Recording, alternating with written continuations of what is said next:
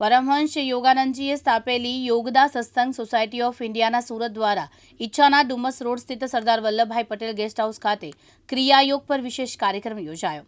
આનંદમય અને સફળ જીવનની કુંજી ક્રિયાયોગ વિજ્ઞાન વિષયક આ ધાર્મિક કાર્યક્રમમાં શહેરના અનેક જિજ્ઞાસુઓ ઉપસ્થિત રહ્યા। સાંજે 6 થી 6:30 વાગ્યા દરમિયાન ભજનોની કાર્યક્રમની શરૂઆત થઈ।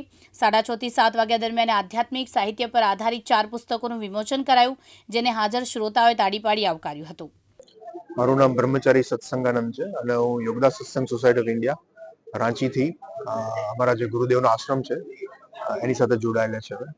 આજે કઈ રીતનું સત્સંગ સોસાયટી ઓફ ઇન્ડિયા એટલે અમારા આશ્રમ તરફથી અમારા ત્યાંથી સંન્યાસીઓ આવ્યા હતા અને અહીંયા 3 દિવસનું સાધના સંગમ છે, જેમાં જે અમારા ભક્તો જે છે કે જે લોકો ધ્યાનની જે પ્રવિધિઓ શીખવા માંગતા હોય અથવા તો જે ધ્યાનની પ્રવિધિઓ અમને આવડે છે પરંતુ એનું પુનરાવર્તન કરવા માંગતો હોય, ફરીથી પાછું એને રિવાઇઝ કરવા માંગતો હોય, એના માટેનો કાર્યક્રમ હવેના નેક્સ્ટ 3 દિવસ માટેનો છે।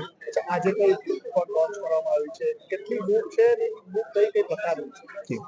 ટોટલ પુસ્તક જે છે આજે 4 પુસ્તકોનું વિમોચન કરવામાં આવ્યું છે કે જેમાં ભગવાન શ્રી કૃષ્ણની જે ભગવદ્ ગીતા છે, જે અમારા પરમહંસ યોગાનંદ અમારા ગુરુજીએ લખેલી છે અને ગુરુજીની જે ભગવદ્ ગીતા છે એ ખૂબ વિશેષ છે, કારણ કે જ્યારે ગુરુજી આ ભગવદ્ ગીતા લખી ત્યારે એ પોતે ખુદ વેદ વ્યાસ સાથે એક થતા હતા સમાધિમાં જઈને, અને એ પોતે સમાધિમાં રહીને બોલતા અને પછી એમના જે શિષ્યો તે લખતા હતા। એ પુસ્તકનું આજે વિમોચન થયું છે। એનું જે નાની આવૃત્તિ છે એટલે કે એમાં 2 વોલ્યુમ છે, પણ આ જે છે એનું કન્ડેન્સ ફોર્મ છે, એ પુસ્તકનું આજે વિમોચન થયું છે। પ્લસ એમની જે બાકી જે નાની નાની સિરીઝો છે જે જીવન જીવવા માટેની કળાની, એ પણ એનું આજે વિમોચન થયું।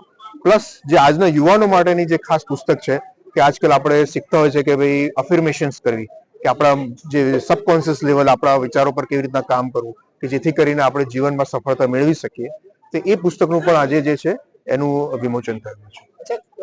કેટલા સાધકો છે અત્યારના જે અહીંયા હાજર છે એમાં એપ્રોક્સિમેટલી 300 જેવા ભક્તો છે જે રજીસ્ટર્ડ થયેલા છે, અને બાકી અમારી જે સંસ્થા છે એના આખા વિશ્વમાં ટોટલ 1200 જગ્યાએ અમારા કેન્દ્રો છે।